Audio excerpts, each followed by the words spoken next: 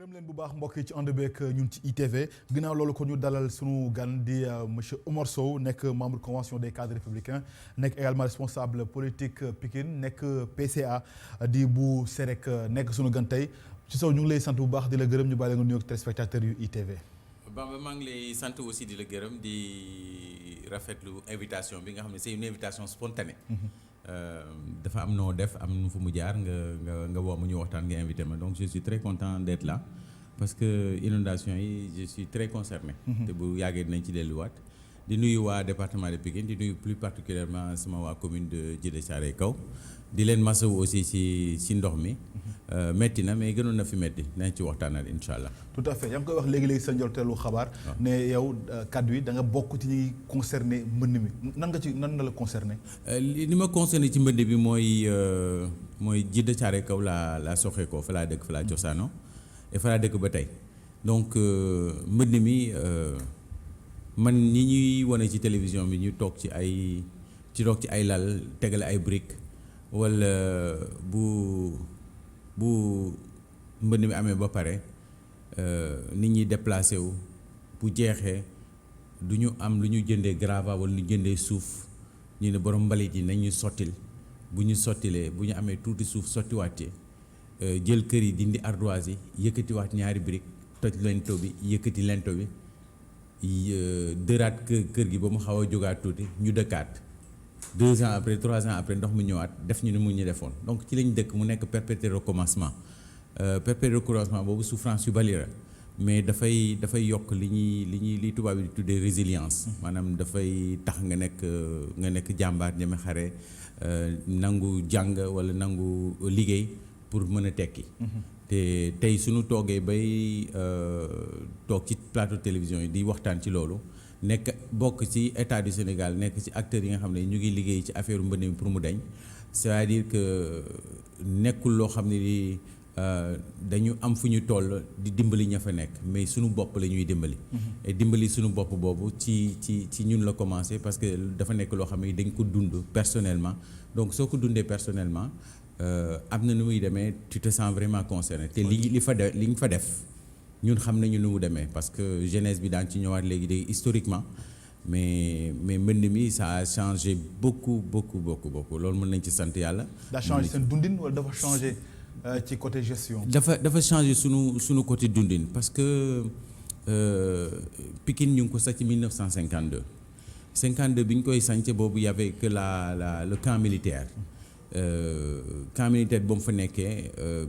52 ñu sanc ko moo am ay quelques HLM ak yooyu côté Pikine Ouest ak Pikine Est ak mu xaw a tane mais bi ñu demee ba dans les années 72 ak sécheresse bi amoon ñu président Senghor soxla ay dëkkuwaay ci biir Dakar bi fii ñu dindi ñenn ñu dëkkoon ci ay dégg naa ñuy wax naan Nimzaat ak ay Fass ak et cetera yóbbu leen Pikine mais bañ leen yóbboo Pikine malheureusement comme amul woon planification on nous a amené nuitamment rek.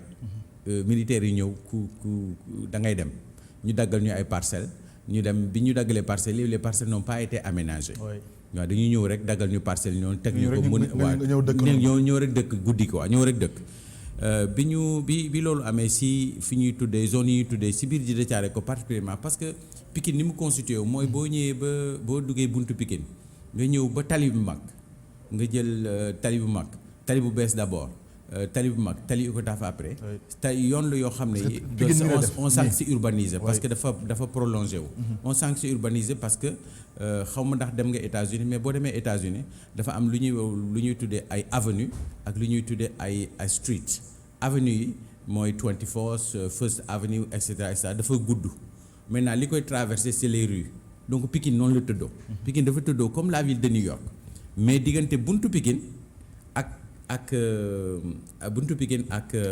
tali bu mag déedéet pas tali bu mag buntu Pikine ak route des Niayes ci diggante bi nga am Icotaf am tali bu bees am tali bu mag du dëgg diggante bi état bi jot fi def le boulevard périphérique ak beneen tali karo bu ñuy def diggante tali bu mag ak tali bu bees donc mooy avenue yi léegi parallèle yi dagg ko nii boo ñëwee ba route des Niayes nag.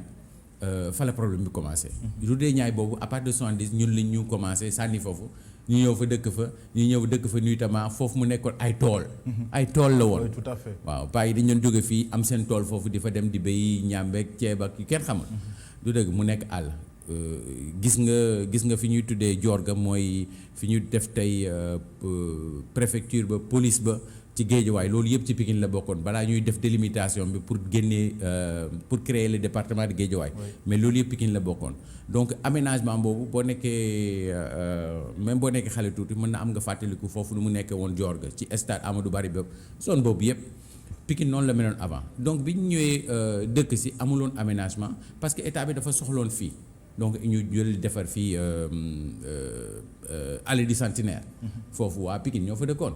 du dëgg bi ñu demee historiquement ñu dëkk bi ñu dëkkee sécheresse bi dem les gens n'ont pas eu de problème ñu toog pendant une bonne dizaine d'années du dëgg ba sécheresse bi jeex mu ñëwaat bi mooy les bouleversements climatiques yi amoon.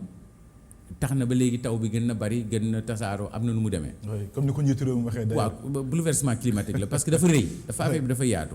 ci biir bouleversement climatique boobu mbënn mi duggaat donc mën nañu compter grossièrement comme ça ci sous la gestion à partir de 2000 mbënn 2000 mbënn 2005 mbënn 2007 mbënn 2009 je parle de mémoire comme ça mbënn 2007 2009. ak 2012 bi Macky Sall ñëwee du dëgg ak li ñu vivre tey donc étape yooyu la ñu am yoo xam ne yi taw bi bari na ba nga xam ne bi bu ñëwee ndox dafay jaar fa mu daan jaar ñun ñëpp ñu dëkk fa donc boo taxawee sa buntu da ngay ndox mi di walangaan di jóg am fu muy jóge di daw di ñëw donc bu noonu la këf ki demee ba nga xam ne bi tey 2020 fi ñu toll nii mu nekk une année exceptionnelle de pluie il faut le dire pluie dafa am ñetti temps dafa am taw bu tuuti dafa am une pluie forte du dëgg dafa am une averse mooy ndox boo xam ne bi dafa sotteeku ci lu bari du dëgg ci non pas ci temps bu gàtt bu doon ci temps bu gàtt mu neex dafa sot lu bari ci temps bu gudd c'est-à-dire bu tawee taw bu bari pendant 10 heures de temps du dëgg comme ni ko le ministre des urbains de l'assainissement waxee sur benn périmètre de mètre carré dafay mel ni nga jël ay barigo ndox sotti ko fenn donc mënul ñàkk bañ a noonu ci loolu lañ nekk tey mais loolu nag sant yàlla parce que je peux prendre l'exemple que l'exemple de Djiddah Thiaroye Kao parce que boo waxee waxu mën na on a réglé ceci les gens vont commencer oui mais Dalifort rek ngeen di wax bon y a pas que Dalifort déjà mbënd mi c'est tout le Sénégal. Oui. C'est tout le Sénégal. Voilà, comme c'est tout le Sénégal, bu ñuy wax un certain montant naan comment est-ce qu'on appelle 700 milliards et 600 et quelques millions bu ñu ko ci dugalee ça concerne l'ensemble du Sénégal. Oui. Dakar ba Saint-Louis ba Diourbel. Sénégal ba mu daj.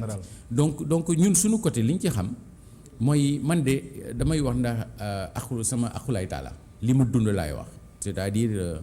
Je suis un enfant de la banlieue, né dans la banlieue, grandi dans la banlieue. J'ai vécu les mbënn mi dund naa comme ñëpp mais yàlla may ma ak ni mu ko may ñeneen ñi am résilience boobu may ñu ak nit ñu yore ak jàng bi ñuy alxuraan bi ñuy jàng ak yooyu ñu góorgóorlu ba jàng ba tekki tey am na ñu neneen ni ñu mën a dëkkee mais ñu décider toog fa ñu dëkkoon continuer fa dëkk li ma gis. te man li ma seetlu man personnellement lay wax de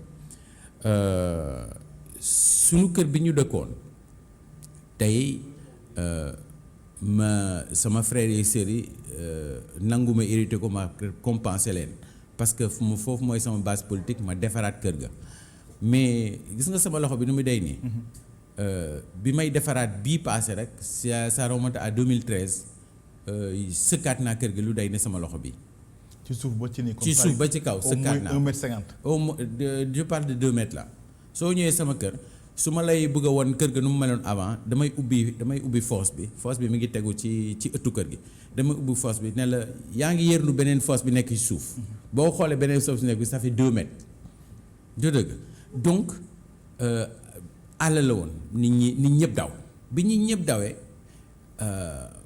la nature era horreur du vide mais ña fa dëkk si mooy bandi mooy ña nga xam ne ñi par exemple ci àll bi la ñu jógee yeneen dëkk la ñu jógee yeneen pays amuñ fu ñu dëkk, je ne vais pas citer de pays, si tu peux suivre mon regard, non pays frontalier ñëw dëkk si fa lu mu engendré mooy drogue, banditisme, prostitution, et cetera, l'alcool yëpp dugg ci biir.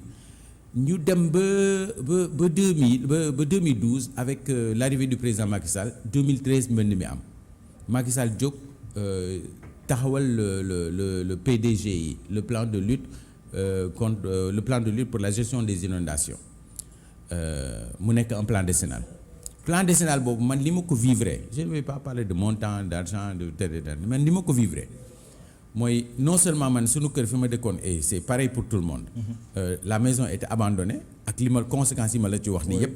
am na xale yoo xam ne man fa ma dëkk génération ba nga xam ne dañu tomb ci mbënd bi mënuñu woon génn dem loué ji comme ñun ni ñu ko defee dem loué ji tali bu mag côté Rue 10. ñi mënul dem loué ji toog ci koñ ba tey boo leen xoolee c'est des enfants qui ont autour de 25-30 ans. ba 35 ans mais ñoom ñëpp yàq nañu. lu leen yàq parce que gars yooyu ñëw dëkk si ñoo leen dugal ci yëf yooyu. te loolu mooy conséquence la également ci inondation mooy conséquence yi inondation muy conséquences yoo xam ne c'est des conséquences dramatiques parce que tu regardes des jeunes yoo xam ne say jarbaat lañu tu les vois enfants jovial plein d'avenir robuste fort du dëgg nga xool ne tey ñu nekk 30 ans c'est des loques humaines. lu ko waral c'est parce que ñëpp bi ñu demee ña fa mënoon toog rek ñoo fa toog. ñeneen ñi ma la wax ni ñuy ñëw foofu drogue bi proxénétisme banditisme alcool bi tout ça, ces enfants là sont devenus aujourd'hui des loques humaines. Tout à fait. du dëgg drame boobu li ma ci dund man pour te dire bi ñu defaree ba pare ci de Thiaroye Kaw. Et c'est valable pour Thiaroye, c'est valable pour Yeumbeul Sud, c'est valable pour peut-être un peu moins pour Dalifort parce qu'il est un peu plus urbanisé que nous. Mais boo jëlee côté route des Niayes bi jëm kaw ba Malika li ñu dund ci mbënd bi mooy toll nañ foo xam ne fii baaba su la nit ne kaay ma may la sama kër ba ma abandonné ba nekk tel fii ci Pikine tel commune Pikine da nga koy saaga parce que da ngay jàpp ni kii daf la yàpp du dëgg wala mu xeeb la du dëgg wala mu jàpp ne yow doo nit kuñ fa may terrain bëgguloo ko saa yoo bëggee am na documentaire bu ma constitué ci loolu un documentaire sur les réalisations du président Macky Sall dans le département de Pikine saa yoo bëggee mën naa la ko teral nga def ci reportage documentaire bu dire à peu près 10 minutes qui parle de tout ça. gis nga bi ñu tollee ci situation boobu. koo ne kaay ma mel terrain mu saaga la pour tout ce que je t'ai dit. ndax conséquences yëpp. ndax conséquences yu métti yu grave yi délabrement bi personne n'en voulait plus ku dëkk foofu bokkoo ci nit ñi. sérieusement je pèse mes mots ku dëkk foofu bokkoo ci nit ñi. lu tax bokkoo ci nit ñi. mooy li ma la wax tu es marginalisé parce que. wala dafa am bët bu ñu lay xoolee. comme yow dafa am bët bu ñu lay xoolee. yow fa nga nekk yaa ngi ci biir ndox mi yaa ngi ci biir ñax yi amul boutique amul restaurant amul lampe. parce que courant ak ndox àndul. tout à fait robinet ya dem nañu. ñàkk pexe ñoo fi toog. mais et la responsabilité de l'État également monsieur. ci responsabilité état bi laa jëm mais responsabilité état bi mën nañ ko situer bu ñu xawee sori. mais ci raconter histoire bi rek. mooy période boobu ñu naan ba ma la wax nii soo koo may terrain mu xuloo ak yow. tey biir Djeddah Thiaroye Kaw toll nañ foo xam ne bi soo amul 15 millions je pèse même ba 20 millions doo am 200 mètres carrés. Baba, le contraste est l'écart est très différent et le contraste est très saisissant. soo ma mayee terrain ñu xuloo ma saaga la parce que tu me taxes de quelqu'un d'indigne. tey boo duggee biir Djeddah Thiaroye Kaw boo amul 20 millions doo am terrain. lu ko waral am na lu fa xew ci diggante bi. lu fa xew. li fa xew ci diggante bi mooy président Macky Sall bu mu ñëwee dafa taxawal le plan de gestion contre les inondations. mu nekk un programme de 10 ans. ñu taxawal ko 2012 mu démarré véritablement 2013 ñu ngi ci ba 2021 ba 2020 aujourd'hui bu ñu nee 2012 2020 bu ñu jàppee 2013 2021 mu des 3 ans. ñu ne ci biir 3 ans yi rythme de réalisation on est autour de 60%. 60% yi ñu toll tey ci réalisation c'est-à-dire que bu fekkee 2 ans moo ci des boo ci dollee yeneen ñaar 10% sur le rythme annuel de réalisation de 6 ans mu nekk 80%. c'est-à-dire que su fekkee projet bi dem na ba ñu àggali ko fii ak si 2 ans yi de si rim la ñu ko àggaloon on serait à un taux de réalisation de 2020 un taux de réalisation de 80%. su ñu nee pousse nañu ba 2021 parce que 2013 véritablement la ñu commencé dinañ ne dem nañu un taux de réalisation ba 90%. Maintenant loolu mu des un gap de 10% quelque part. loolu mun je pense que kuy def gestion xam li ñuy tuddee gestion de programme d'accord gestion de projet tu sais que ça c'est une réussite. Oui. concrètement la fa changé mooy Macky Sall ba mu ñëwee ba mu taxawalee loolu dañu am projet bi ñu ko taxawalee dafa amoon ñeenti objectif benn objectif mooy c'était de délocaliser les gens de les reloger. Oui. D'accord de les déménager mu am composante planification maanaam ëllëg nu ñuy def ak yooyu mu am composante urbanisation mu am composante résilience loolu li mu jur tey mooy le président de la République quand il est arrivé on a commencé à développer Promoville balaa Promoville il y avait le projet Promoville ñëw taxaw programme de lutte décennal contre les inondations ministère yu bari ñoo ko ŋànk dañ ci bari kenn ku nekk sa pàcc ka ciy dox mais ñu centraliser ko au niveau de Promoville ma gis man li ma teg sama bët j'ai vu 4 composantes benn bi gis naa assainissement mooy ñu dugal ay canalisation gis naa ñu teg ay tali carreau les routes pavées ñun waa Dakar fii wala waa Pikine dañ koy tuddee tali carreau mais ma leen di fàttali ni boo demee biir Paris dans le 13e les quartiers huppés de Paris c'est des routes pavées te ña fa nekk dañ koy tiitaroo donc route pavée yi c'est pas quelque chose de dégradant biir Paris c'est des routes pavées mu nekk ñu teg les routes pavées ñu teg dolli ci électricité bi maanaam éclairage avec de l'électricité benn composante beneen composante bi éclairage avec des panneaux solaires mu nekk loo xam ne ni tey j'ai fait reportage bi ma lay wax nii ba ma koy wone anciennement ak nu mu meloon tey da ngay gis xale yi di dox ci kaw tali yi tey da ngay gis baaba xam nga nit balaa ngay wax ci dara da nga koy xam. Président de la République dit souvent il y a beaucoup de gens qui parlent du pétrole qui en savent très peu. Il y a beaucoup de gens qui en savent beaucoup et qui en parlent très peu nit booy wax dara da nga ciy xam te li may wax nii c'est un témoignage je n'ai pas de notes je n'ai rien du tout mais président de la République bi ñu taxawalee loolu tey boo fa demee tu vois les enfants jóge école di jàngi normalement am une vie normale la vie est revenue biir Djiddah Thiaroye Kaw biir département de Pikine biir gox yi nga xam ne ak goxaan yi nga xam ne mbënd bi daf leen dàqoon ñoom ñëpp baaba la vie est revenue soo rombee tey fa ñu nekkoon fa ma la woon kër yi nga xam ne ay ñax la woon. mais d'accord mais xam nga yaa ngi wax peut-être Djiddah Thiaroye Kaw. waxuma la Djiddah Thiaroye Kaw dama joxe un exemple. oui d'accord naa. très bien mais tamit mën nga joxe benn exemple tey aujourd'hui l'exemple de Pikine de Kër Massar. maa ngi ñëw avec les parcelles. maa ngi ñëw dinañu wax ci Kër Massar maa ngi ñëw boo xam nga sànq dafa am question boo me pose bu am important. oui da nga ma ne quelle est la les responsabilités. oui nañu def le bilan bu ñu paree def ci bilan. ñu wax ci responsabilité mais tamit Omar temps bi tam duñ la bàyyi lépp nga wax ci nga wax côté boobu je sais que am na lu ñu fi def mais tamit am na lu ñu fi deful. lu ñu fi deful tamit c'est normal ñu wax ko. comme ni ko waxee sànq au début. Baba wax nga dëgg mais Baba wax nga dëgg mais li nga may wax nii ça me tient tellement à cœur que je veux vraiment en parler à cœur ouvert et inch'Allah li nga ma laaj yëpp dinaa ci wax. D'accord. Parce que je reste quelqu'un tey ñëwuma fi en tant que homme politique je suis ici en tant que banlieusard du dëgg boo xam ne ci banlieue bi la jógee. Composé bi ñu leen taxawee la vie est revenue entre moment bi ma la wax ni la vie il y avait plus de vie et la vie est revenue boo bëggee résumer la question des inondations tout simplement mën nga ko résumer ci retour à la vie maintenant ci retour à la vie boobu on a des soucis les soucis c'est quoi ci li ma jàpp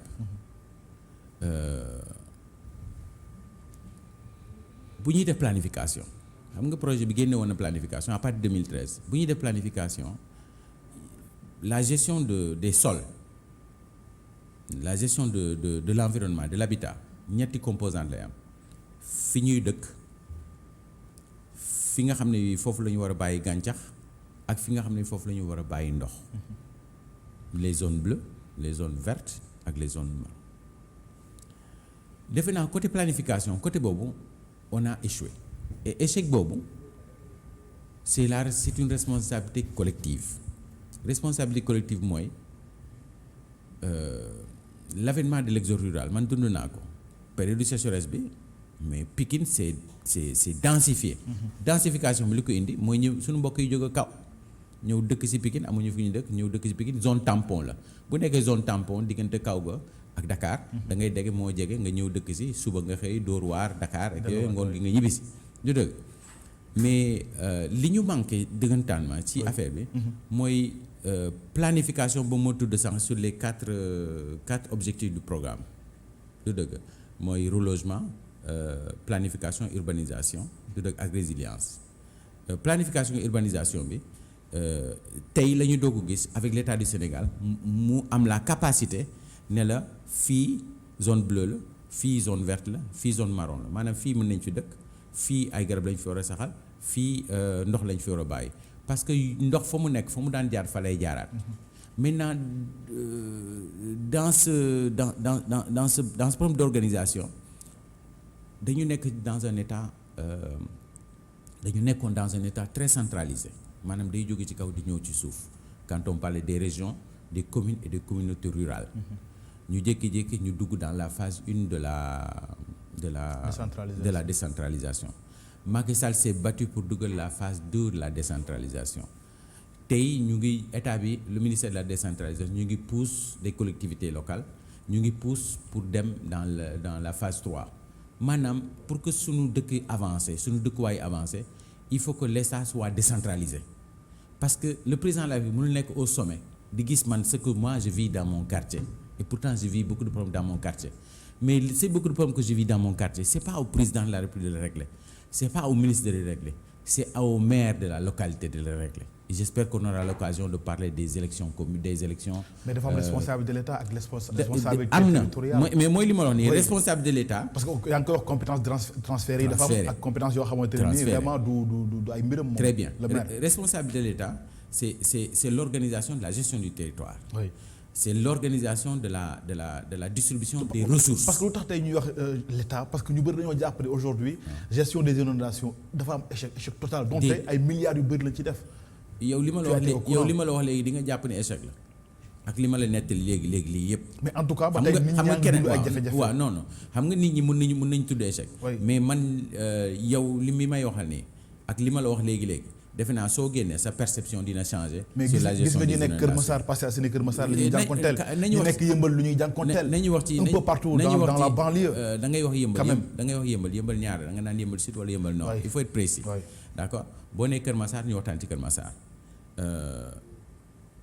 décentralisation ma la wax jóge ci kaw jëm ci suuf acte 2 de la décentralisation ñu war a jëm acte 3. l'État son rôle c'est de transférer les compétences.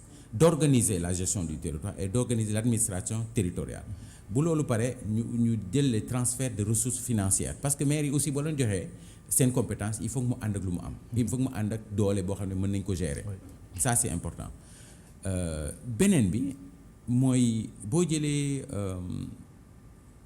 gis nga autant on peut parler d'inondation sur biir ay Djiddah Thiaroye Kaw ay Saint-Louis et cetera même si c'est le cas de Saint-Louis un peu différent avec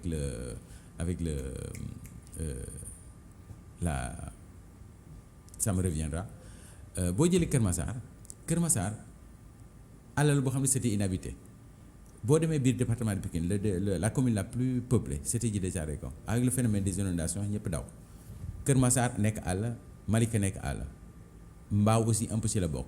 ñu repeupler zone yooyu mës nga dem Côte d'Ivoire non waaw boo demee Côte d'Ivoire dafa am benn chance bu ñu am mooy dans l'organisation de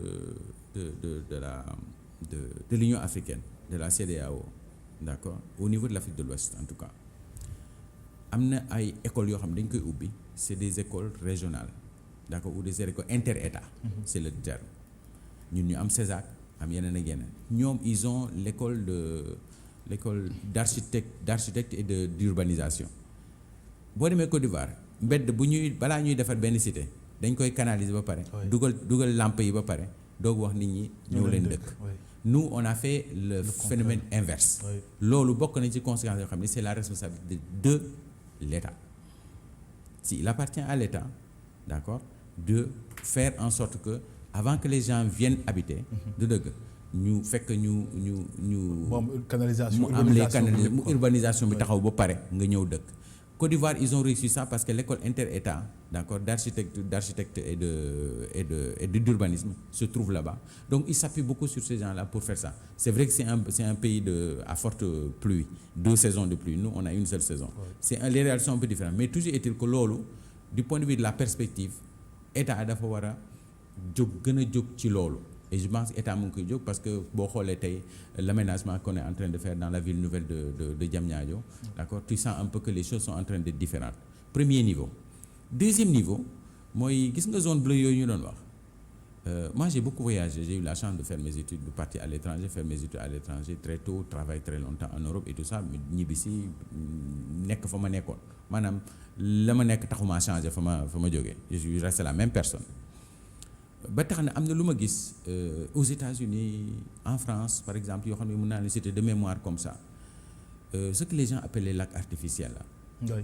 Mais boo demee Paris, Bamba, boo demee Paris, il y a un endroit qui s'appelle les étangs de Cergy-Saint-Christophe, qui se trouve dans le département de l'Oise, je crois. Mais étang artificiel boobu man mën naa wax ni sama kanam lañ ko defaree.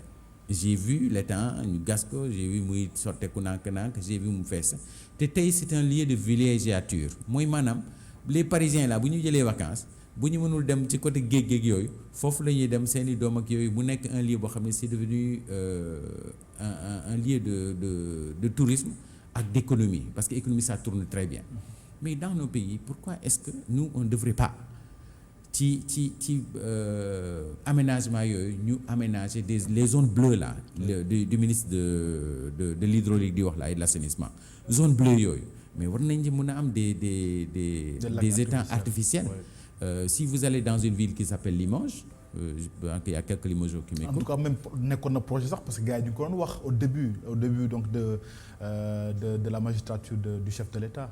Non, c'est-à-dire que c'est un peu différemment ñun li ñu fi fekk on a trouvé des bassins mais bassins yu def bokkul ak bassin de rétention yi bokkul ak bassin de rétention yi sur les bassins de rétention tu me permettras d'ailleurs de faire un petit crochet sur les bassins de rétention.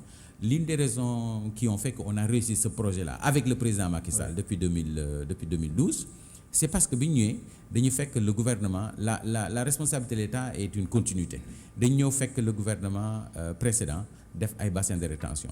Nous, ce qu'on a réussi, c'est que le président Macky Sall a réussi, c'est quoi? C'est d'avoir interconnecté les bassins, d'avoir fait la canalisation et d'avoir fait des tuyaux d'évacuation, d'accord, du rëy, d'accord, un système de drainage boobu di sotti au niveau du bassin de rétention.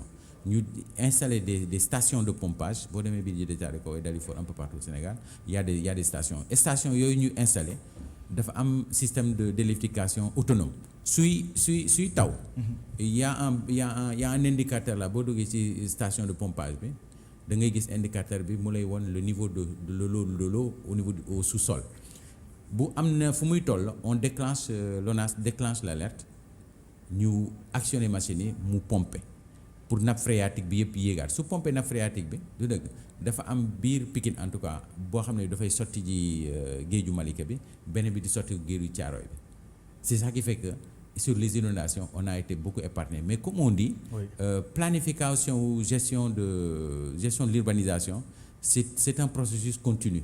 D'accord mais je crois comme ni nga ko waxee sànq parce que ndox mi dem géej mën na nekk tam leneen lu ñu utiliser également pour la société de façon générale surtout sax baykat yi n'est-ce pas et puis dina fekk tamit comme ni nga wax mooy point vert yi nekk tamit loo xam ne dinañ ko mën a jëriñoo alors bëgg naa tamit ñu ñëw ci la saisie de l'Assemblée nationale parce que ñëw pour ñu am leeral ak li nga xamante ni yëpp moo am ci gestion des inondations bi je sais que yow yaa ngi ci majorité bi appréciation positive nga ci am n'est-ce pas donte parce que ñu bëri ñu ngi sàkk audit gestion des inondations fii au Sénégal depuis le plan décennal lancé. xam nga la responsabilité du président de la République aujourd'hui c'est de gérer son gouvernement avant à travers la primature. Aujourd'hui directement parce que le poste de Premier ministre a été supprimé pour avoir pour pouvoir gérer les dossiers directement.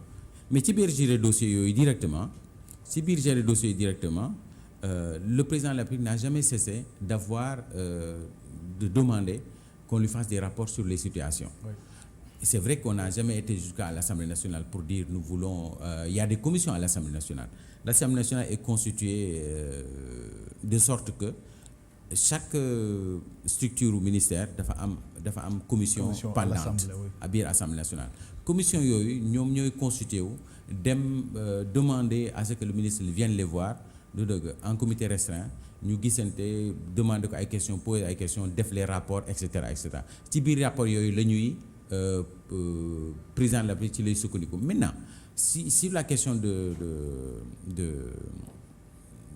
porter la question au niveau de l'Assemblée. Oui. Nous, on n'a aucun problème. Oui. On a dit, je wax naa la ko léegi, ñu ngi à un niveau de réalisation de 60%. Oui. Mais est-ce que jàpp ni au lieu que Assemblée nationale di def une mission parlementaire mu def ci une enquête parlementaire loolu peut-être mu mën a dalal sax au moins xelu askan wi ñu xam ne kat vraiment ñii liñ la doon xaar tey mate na ko d'autant plus que tey ñëpp ñu ngi wax audit de la gestion des inondations. Bamba on dit la même chose. diggante enquête parlementaire ak mission parlementaire. mission bi dem pour xool rek. non mission bi xool exactement naka la demee ak pratiquement Sénégal. tout à fait mën na jàpp naa ni mën nañu boole ñaari. enquête moo gën a profonde. non jàpp naa ni mën nañu boole ñaari mën nañu ko def mais li ci am solo mooy lii du lu bees te président la bi xam nañu fu ñu jëm. gap bi ñu dese tey bi ñuy wax noonu là de on est à 760 il reste 300 et quelques. Oui, parce que dépend de 400 et quelques. Voilà il reste 400 et quelques sur cette période de 2 ans mooy permettre gabu 2 ans 10% annuel ma la wax. 423 voilà milliards 10% annuel ñu mën ko réaliser donc je pense que on est vraiment affaire bi c'est un processus continu. jeexagul mais j'insiste encore une fois sur une chose importante. Personne n'osera nous venir en banlieue en nous disant fan ngeen dugal xaalis bi. non Kër Massar bokk ci. Kër Massar ci la bokk mais Kër Massar wax naa li ci nekk. Kër Massar li ci nekk mooy am na lu ñu fa def am na lu xam ne lii ci planification bu njëkk lañ ko def maanaam ni ñu dëkkee woon saa boo ñëwee ci zone boo xam ne Bamba kenn dëkk fa nga nit ñi dëkk fa mu am inondation c'est un problème. D'accord maintenant donc parce qu'il faut planifier. justement sur le plan également de l'économie parce que aujourd'hui tey ñëpp xam nañ ne Covid-19 bi dafa impacté liy jëm ci wàllu koom-koom bi mbënd bi tamit également ñëw parce que encore tout à l'heure boutique yi fermé na restaurant yi fermé alors lan la ñu war a mën a nekk ban stratégie la ñu war a mën a teg pour génn ci li nga xam ne moom mooy économie bi mu gën a suqaliku ci Sénégalais yi. xam nga li fi nga ma ramani damay sant yàlla nga ramani parce que ça me permet quelque part de féliciter le gouvernement du Sénégal ak de féliciter le ministre de la santé et de l'action sociale dont le président a confié la question sur la lutte contre le coronavirus. Sénégal suñ toogee tey ba ñu ne Sénégal est classé 2e pays en Afrique dans le monde d'accord dans la gestion de la lutte xam nañ lu mu waral ça veut dire quoi gestion de la lutte bi yëpp lu ko waral mooy. Bamba boo nekkee ci affaire question virus bi nii wala daf lay jàpp mu rey la nga dee ak feebar wala nga dee xiif et ñun on est en train de balancer entre les deux ba tey suñu koom-koom am na nu mu mel am na nu mu taxawee ñu ngi sant yàlla ci loolu ñu ngi ciy sori mu ngi dem mais Baba pardon Baba l'eau c'est la vie su tawul nit su lekkul day naan yàlla dafa ne ci Alxuraan dama nit maa ngi ko sàkk ci biir ndox wa xalaqakum min diinin min bayni sulbi wa taraayib loolu la yàlla sàkkee nit donc nit ndox nit la nit mooy ndox donc l'eau c'est la vie li muy taw ni gàncax gi tout à reverdir récolte yi incha allah dina am solo bu baax a baax du dëgg mais am na contrepartie mooy li ñuy vivre nii sur le plan économique jàpp naa ni résilience bi état du Sénégal taxaw ak la lutte contre le coronavirus la ni ñu ko poussé nii sant yàlla am na récession bu ñu waroon am bu gën a grave bu ñu yeneen dëkk yi am amuñu ko mu ngi tane bu baax ci kanam la jëm parce qu'on est deuxième bientôt aussi les Sénégalais continuent à respecter les mesures barrières les mesures de distanciation sociale et autres du dëgg am nañu yaakaar ni feebar bi dina génn Sénégal su génnee Sénégal l'économie du Sénégal reprendra des plus belles parce que nag fi ñu toll nii toll nañ ci situation yoo xam ne dëkk bi mu ngi jëm kanam mais yàlla na jëm gën a jëm kanam mais processus continu la il faut pas qu'on abandonne nañu continuer di continuer mais ñaar yi ñuy wax ni c'est important c'est la planification l'eau bleue là les zones bleues là waaye ngal léegi ndox mi ñuy jël di ko sànni yi géej du dëgg nañ ko aménager mu nekk des zones de villégiature nañ ko aménager mu nekk zone yoo xam ne béykat yi mën nañ ci sàmmkat yi du dëgg mën nañ ci yóbbu seen i xar ak yooyu. et puis ñoom ñoo yor économie Sénégal du dëgg donc je pense que loolu c'est important. mais 5 minutes moo ñu desee mais bëggoon naa ñu ñëw ci sa dëkk Très bien. mooy Djiddah Thiaroye Kaw. ku ne xam na ne le maire Cheikh Dieng comme ni nga ko waxee tout à l'heure c'est vrai que am na décentralisation am loo xamante ne nii état moo ko moom mais am loo xamante ne nii mairie ñoo ko moom ban gis-gis ngay am tey ci gestion commune bu Djiddah Thiaroye Kaw. man gis-gis bu ma am ci gestion wu Djiddah Thiaroye Kaw mooy on a un maire qui a été élu depuis 2013. mu tere leen naaw tamit trop ah. waaw c'est vrai parce que il faut le dire on est ñun biir Djiddah Thiaroye Kaw l'APR est dans l'opposition. On a perdu les élections il est là au niveau de la mairie de Djiddah Thiaroye Kaw mais li ñu seetlu mooy c'est pas quelqu'un qui vit avec nous quand il pleut il n'est pas là il n'habite pas un administrateur de commune xam nga y a des administrateurs de commune qui travaillent à Dakar et qui sont administrateurs de commune. C'est pas un maire résident. J'arrive qui travaillent à Dakar et qui sont des administrateurs de commune dans les régions. Ñooñu on peut les comprendre. Mais moom mu ngi dëkk fii à 2 pas il administre une commune qui est à 2 pas à 10 kilomètres de Dakar, d'accord? Il dort pas à Dakar, il dort pas à Djiddah. C'est pas un maire résident. Donc kooku suñu problème il le sait pas. Il a vécu les inondations comme moi je l'ai vécu. Mais ba mu tekkee dafa daw. Il n'habite pas avec nous. Quand nous vivons les problèmes d'eau, il n'est pas là. Je ne parle pas de ça. Moi, je n'ai qu'un seul souhait, Bamba. Et je le dis partout. Invitez leen Cheikh Dieng. Je ne veux pas dire beaucoup de choses sur le maire, d'accord? Parce que sama déontologie permettre ma koy def mais bëgg naa ñu jàkkaarloo plateau ñu waxtaan waxu Djiddah Thiaroye Kaw. Docteur Cheikh Dieng. Mais docteur Cheikh Dieng, le maire de Djiddah Thiaroye Kaw. Le maire de Djiddah Thiaroye Kaw, je voudrais bien l'inviter à un débat contradictoire. Un débat contradictoire sur Djiddah Thiaroye Kaw et sur la gestion de Djiddah Thiaroye Kaw. Parce que ñun dynamique bu ñu nekk on a au niveau de Djiddah Thiaroye Kaw on a gagné toutes les élections. Benn élection la ñu perte muy élection communale yi passé te loolu ñun ñu ngi ñaan yàlla mu bañ ñu dal parce qu'on est dans une dynamique d'accord d'unité très forte au niveau de Djiddah pour arriver ensemble d'accord à le faire partir parce que amaluñu benn njëriñ. On n'a pas vu des investissements yu le maire Cheikh Dieng def dans la commune de Djiddah Thiaroye Kaw yoo xam ne mën nga ci teg bët. Il y a des choses qu'il est en train de faire yu ma xaw a seen tuuti c'est des espaces aménagés. Mais fa lañ toll tamit loolu lu baax la quand même d'un manque de goût extraordinaire. xam nga nag kenn ku nekk li nga mën ngay def ko ak li nga xam ngay def ak fi nga dem ak li nga gis ngay def baaba mais d'un manque de goût extraordinaire des aménagements yoo xam ne à peine il les a créés à peine ils sont en train de se détériorer. Mais Cheikh gis nañu fii ay cérémonie muy def di jàppale école élémentaire yi parce que ak yi nga xam ne mooy yenn écoles yi di leen subventionner. xam nga loolu ça fait partie des missions du maire. Et c'est heureux que nga wax école yi moi en ce qui concerne xam naa école yooyu mu wax mooy administrateur nekk naa ci parrain benn école boo xam ne bi man la ñu invité chaque année pour ma jàppale leen je pense qu'on ne le voit pas am na beneen école bu ma xam ne bi yeneen ñoo fa nekk cela ne veut pas dire que Cheikh il ne fait pas mais ce qu'il fait c'est largement ce qu'il est en train de faire dans l'éducation je ne dis pas qu'il ne le fait pas dans l'éducation là, parce que c'est sa compétence transférée au niveau de l'école primaire en tout cas mais ce qu'il est en train de faire c'est largement en deçà d'accord de ce que l'APR aurait pu faire si nous étions à la mairie de la ville de en tout cas dégg naa ko mu ne bu ngeen demaatoon élection suba mu gagné waat. waaw mais invité ko débat moo gën a yomb. pare nga ci. est-ce que Baba moo jox la benn information. oui. Élection yi passé en 2019 élection présidentielle la commune de Djiddah Thiaroye Kaw est la première commune et la seule commune à avoir élu le président de la République au premier tour avec un taux de 51%. D'accord. Ça veut dire beaucoup de choses. Oui. Cheikh Dieng est averti. La dernière question moo jëm ci li nga xamante ne ni moom mooy élection yi on parle de troisième mandat xam naa ne doo ci wax certainement mais dialogue bi dina tax ak Covid bi ñu dàkk élection yi lan moo ciy conséquence. moi ça ne me pose pas de problème de parler de troisième mandat mais balaa may wax troisième mandat dama la bëgg a fàttali rek benn affaire mooy ñu ngi ci dans le processus électoral processus électoral bi man jàpp naa ni les populations ont le droit de savoir Baba. Les populations ont le droit de choisir.